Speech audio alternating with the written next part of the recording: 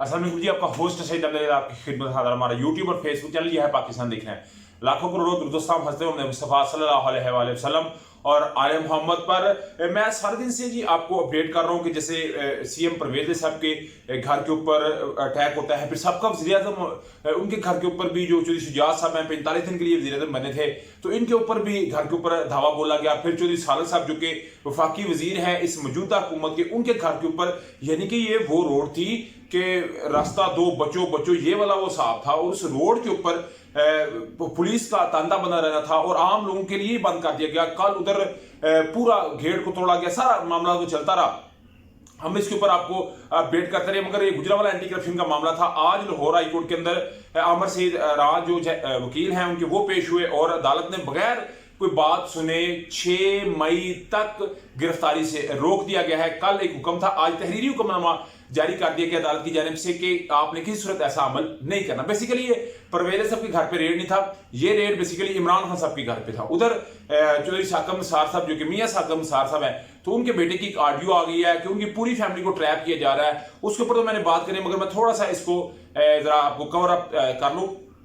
जी मामला रात के एक हमला होता है सबका वज़ीर-ए-आज़म सबका वज़ीर आला के घर, और एंटी करप्शन का ये एक मामला है। और जिस तरह बात की जा रही है, मैं आपको बताऊंगा कि आईजी पंजाब और सीएम पंजाब और सीसीपी लाहौर बिलाल कमियाना ये तीनों उम्र के ऊपर मौजूद है। इन तीनों की गैर मौजूदगी के अंदर ये सब कुछ किया गया, और डेफिनेटली इसको इसलिए किया गया होगा कि मुज़ाकरात सबूताश हो।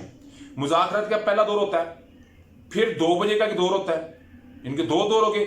मंगल को 11 बजे तीसरा दौर होना है, मगर उससे पहले पहले इस तरह का एक सिनेरियो बनाया जा रहा है कि मुज़ाकरात बुरी तरह नाकाम हो। क्या ये सारा अमल जो किया गया है बिलाल कमियाना सीसीपीओ, आईजी उस्मान अनवर और तीसरे caretaker chief minister Syed Mohsin Naqvi, इन तीनों को मेरा हालत जाने से पहले पहले इनके निगरान सिस्टम से लोगों का इत्मीनाद ही हट जाए, ये इकदाम इसलिए किया गया। इसके लिए पीछे जो बात आप भी समझ सकते हैं, मैं भी समझ सकता हूँ, जरदारी साहब भी हो सकते हैं और राना सनाउल्लाह साहब भी हो सकते हैं। इस्लामाबाद से ये सारा मामला चल रहा था, और जब सुहेल सफर चट्टा साहब से पूछा गया जो डीजी एंटी करप्शन के, तो उन्होंने कहा जी कौन सा ऐसा डिपार्टमेंट है जो सियासी असर रसूख के बगैर नहीं चलता, यानी कि सियासी बातों को तस्लीम करनी पड़ती है। इसका मतलब है इस्लामाबाद से उनके ऊपर ठीक ठाक किस्म का प्रेशर था, और जैसे पुश करके चौधरी सालक साहब को बताया, पूछा गया कि किधर है परवेज साहब, और फिर कहा जा रहा है कि उनकी बेगम को, परवेज साहब की बेगम को घसीटा गया, यानी कि उनकी घर की खवातीन जो कभी सामने में थी आती, उनके साथ ये किया गया। मैंने किसी के भी घर की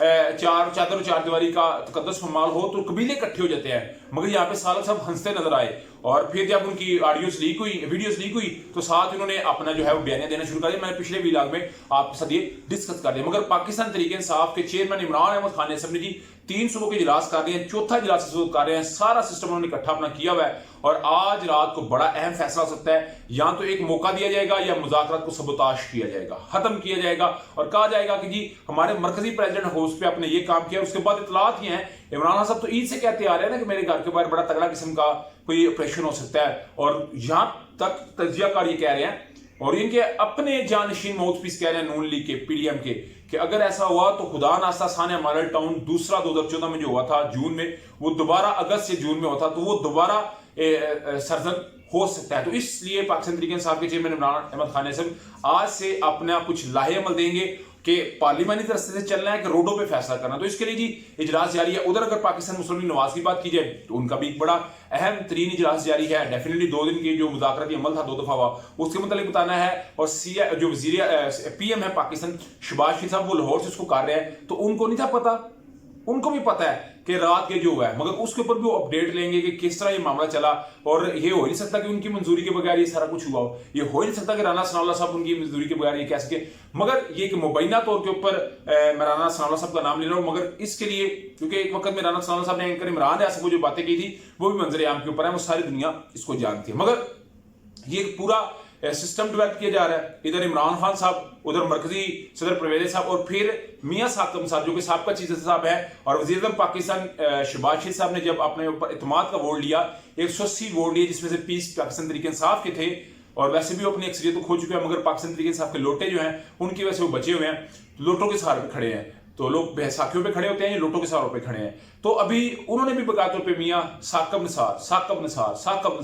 निसार की बातें की। आज उनकी पहले 2 ऑडियो आ चुकी है ख्वाजा तारक रहीम साहब के साथ, और फिर ख्वाजा तारक रहीम साहब की बेगम की, उमर ताबंदयाल साहब की सास से, और फिर चीज जो साकब निसार साहब का उनकी, और जो ख्वाजा तारक रहीम साहब है उनकी जो है वो ऑडियो सामने आती। तो ये दोनों जो है वो मामला चलते नजर आए। मगर अभी जी जो नजम साकिब साहब है, मियां साकिब निसार साहब के बेटे, उनकी एक ऑडियो आती है, और ये अबूजर MP हैं उनके साथ आती है, और सारे मामले होते हैं। मगर मेरा ख्याल है कि उनके घर की ऑडियो लीक करना, मगर उनके बेटे ने जिस तरह मियां उजैर जो कि मिडिल मैन था, वो भी एक वकील है, उसके साथ जिस तरह बात की कि जी मैं इनको डायरेक्ट हो रहा हूँ, वो मेरे ऑफिस में आ रहे हैं और आगे जफ्फी लगाएंगे और 1 करोड़ 20 लाख से नीचे बात ना करना, लेकिन मियां उजैर ये बात कर रहा है कि ये बातें फोन पे नहीं की जाती। तो इसका मतलब है किसी जगह मियां साकिब निसार साहब तो खुद जो है ही है, उनके लिए तो मैं नहीं बात करता, मगर उनका बेटे के लिए मैं कोई जस्टिफाई नहीं कर रहा। ये मुबैना है, उनके बेटे को मैं जस्टिफाई नहीं करूंगा। साकिब निसार साहब क्योंकि एक